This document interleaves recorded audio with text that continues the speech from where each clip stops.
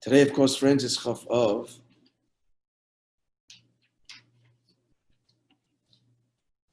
Again, these are stories and just a few things that I'm sure we talk about every year, and I'm sure you know. I'll just mention them some for the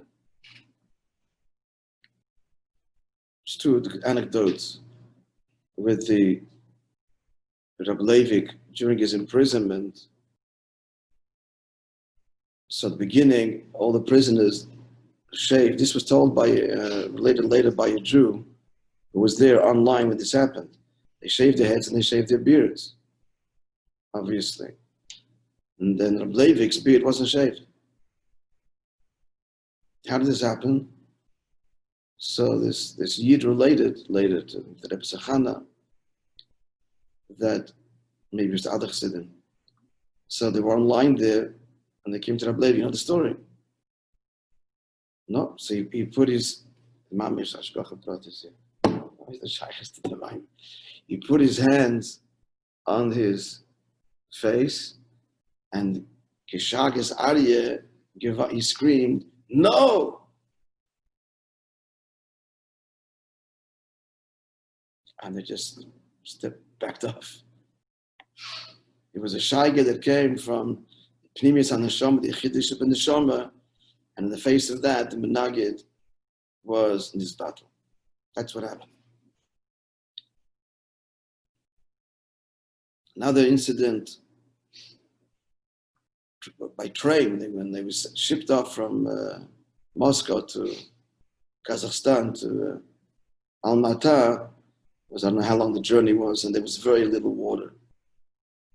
So finally they got a tin cup, each one of them, to drink. And he used it for neglavas, he didn't drink it.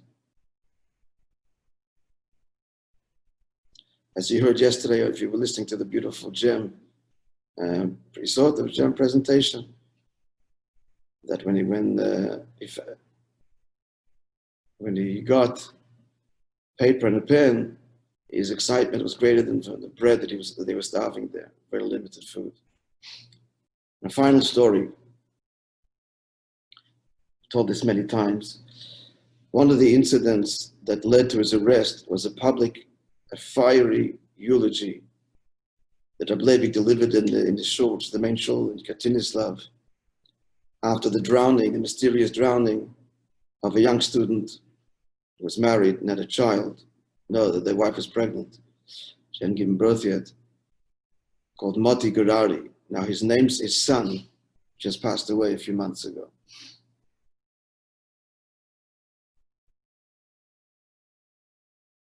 I was the rabbi of the shul on the corner of Montgomery in Kingston. Short, fiery little fellow. A big Talmid Chacham.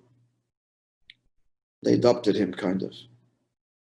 Rabbi Levik, the Rebbe Sachana, Rabbi Levik. So the fellow that died, his father that died, was being discarded. He was a student being discarded by Rabbi Levik and the Rebbe Sachana. Particularly the Rebbe Sachana had a strong influence, a profound influence on university students. These are young Jews caught up in the idealism of secularism and communism. It's very seductive, my friends.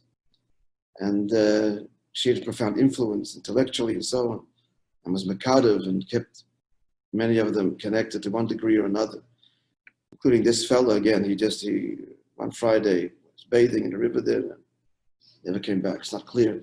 The circumstances are not clear. Accident or not.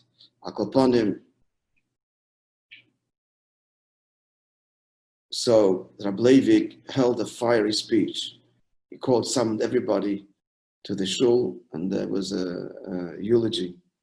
And it was a defiant eulogy, calling, as per the Russian constitution, allows for personal observance of Torah mitzvahs. In theory,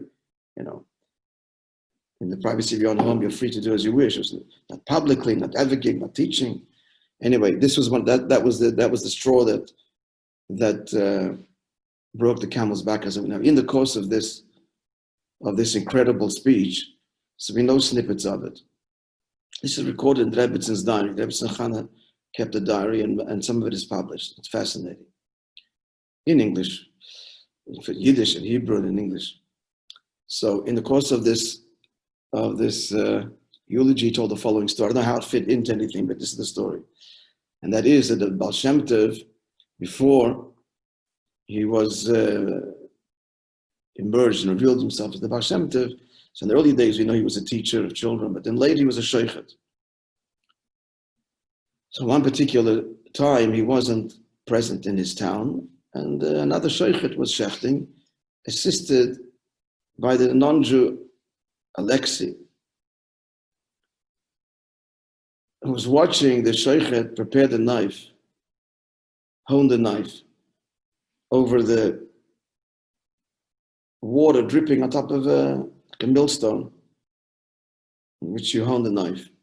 So he says to Alexei, says to the sheikhet, that's not the way to do it.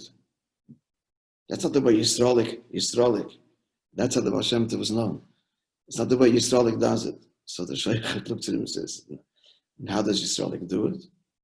He doesn't use the pump. His tears. The Baal Shem Tov's tears flowed, and with this he sharpened the knife for shchita. I don't know how Rabbi Levik went on to explain this, but the story is moving enough in its own right. Today's Chafov, so we should also try to learn something from Rabbi Levik's teachings. I'll teach something after davening, and have a very inspiring day, and a wonderful day. See you all, God willing, tomorrow.